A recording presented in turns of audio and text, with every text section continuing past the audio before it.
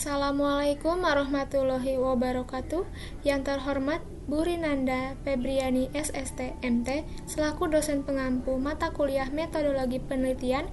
Pada kesempatan kali ini saya akan mempresentasikan draft proposal penelitian bab 1 sampai bab 3 dengan judul Sistem Pendeteksi Penyakit Jantung menggunakan Machine Learning, Algoritma Logistic Regression berbasis Sampling. Sebelum berlanjut, izinkan saya memperkenalkan diri. Perkenalkan, nama saya Erlin Puspaningrum, NIM 200102048 dari Program Studi Informatika, Fakultas Sains dan Teknologi, Universitas Muhammadiyah Bandung. Judul penelitian saya yaitu Sistem Pendeteksi Penyakit Jantung menggunakan Machine Learning, Algoritma Logistic Regression berbasis Sampling. Topik dan bidang penelitian saya adalah pendekatan dalam AI yang banyak digunakan untuk menggantikan atau meniru perilaku manusia untuk menyelesaikan masalah atau melakukan otomatisasi atau biasa disebut dengan machine learning. Dalam penelitian ini menggunakan metode algoritma logistic regression dengan bantuan teknik sampling. Adapun pokok pembahasan dalam presentasi proposal ini adalah latar belakang masalah, rumusan dan tujuan penelitian, kerangka teori, dan metode penelitian. Langsung saja pada latar belakang masalah. Dalam penelitian ini, jantung adalah sebagai objek penelitian. Seperti yang diketahui, jantung merupakan salah satu organ dalam tubuh yang paling penting, di mana memiliki tugas sebagai sistem peredaran darah manusia. Jika jantung mengalami gangguan, maka akan sangat berbahaya bagi pemilik tubuh dan bisa mengakibatkan kematian. Bahkan, penyakit jantung merupakan penyebab kematian nomor 1 di dunia dengan korban 17,3 juta orang setiap tahunnya.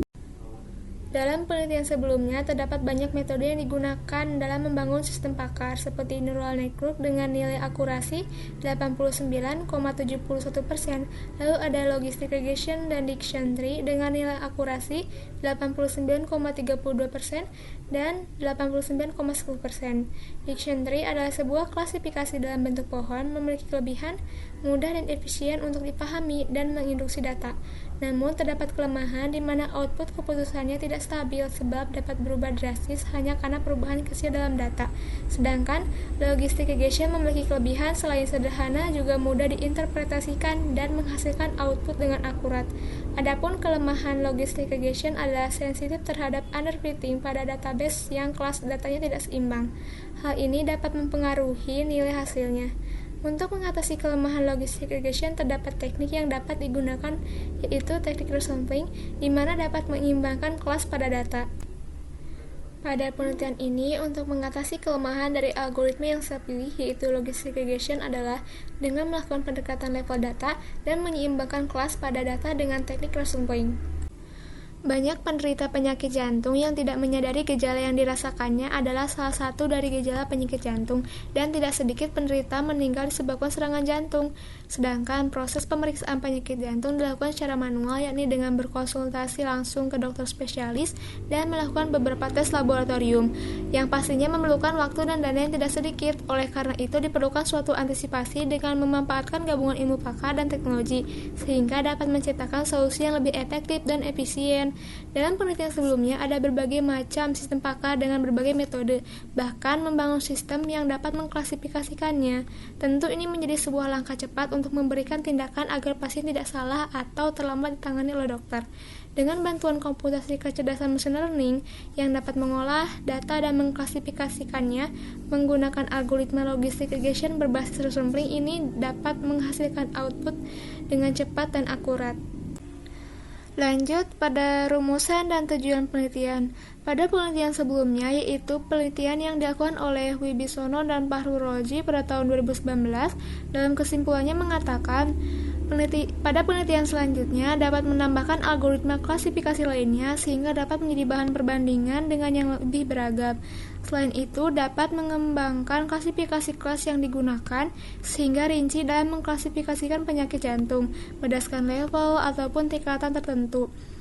Penelitian ini memanfaatkan salah satu algoritma dalam bidang ilmu machine learning, yaitu algoritma logistic regression untuk mendeteksi penyakit jantung. Dengan begitu dapat mengetahui operasi algoritma tersebut dan dapat mengetahui bagaimana mekanisme atau proses sebuah sistem dalam mendeteksi penyakit jantung. ditambah dengan memanfaatkan teknik resampling untuk menangani kelemahan dari metode algoritma logistic regression, sehingga penelitian bisa mengetahui output dari metode algoritma logistic regression berbasis resampling ini untuk mendeteksi penyakit jantung. Manfaat dari penelitian ini bisa menjadi solusi alternatif bagi dunia kedokteran, khususnya spesialis jantung, sehingga dapat menekan angka kematian karena serangan jantung atau lambat ditangani, sebab pemeriksaan pasien pada jantung cukup memakan waktu dan dana yang tidak sedikit. Di sisi lain, manfaat bagi saya sebagai peneliti mendapatkan kesempatan untuk mengimplementasikan ilmu yang telah diperoleh selama perkuliahan untuk melanjutkan penelitian yang sudah ada dengan menambahkan teknik tambahan sehingga dapat menjadi sebuah nilai pengalaman baru bagi saya. Selanjutnya adalah kerangka teori. Objek penelitian ini adalah jantung, dan permasalahan dalam objek penelitian ini adalah penyakit jantung.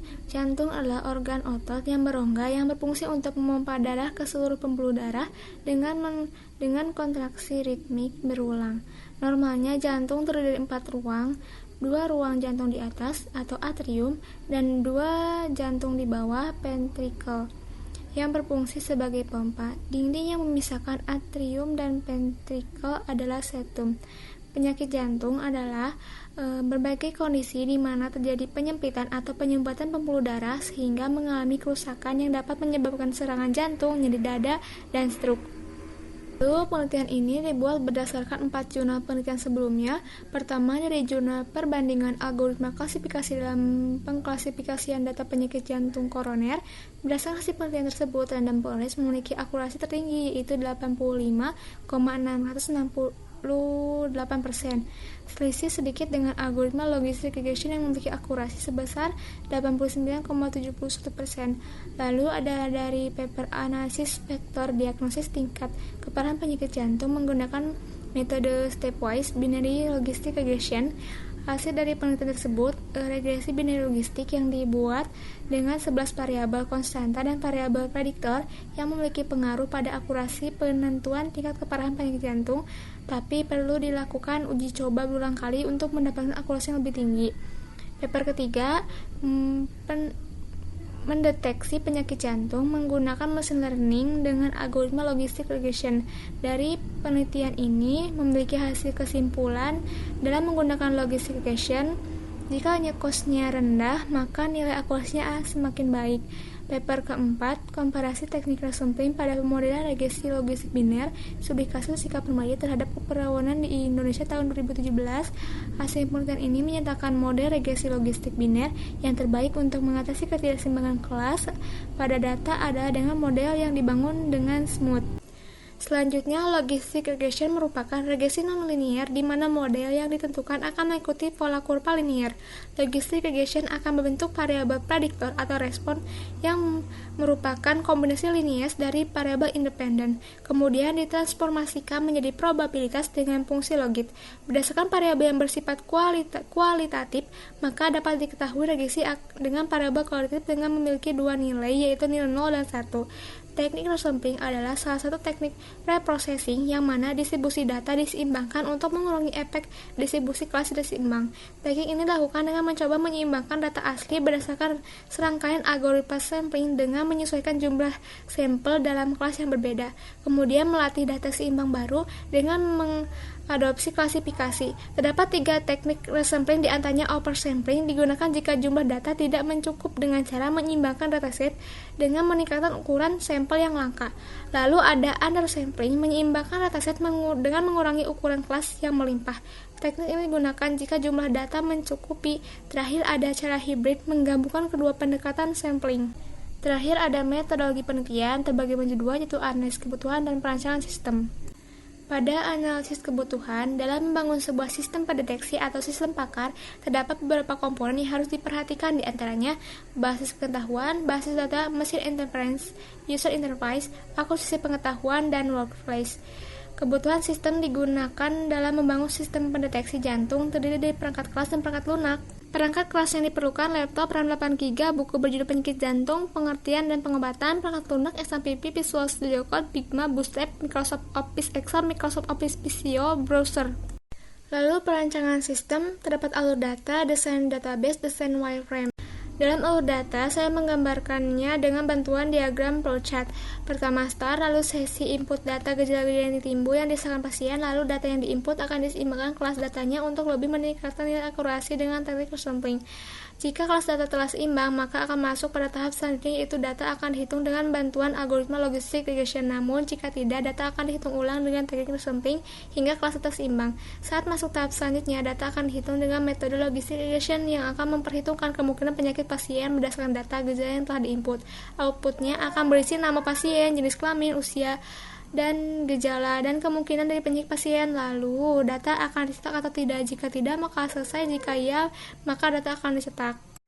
Untuk desain database pada sistem ini, terdapat 6 entitas. Pertama, gejala, hasil diagnosis, pasien, penyakit, perhitungan, dan user.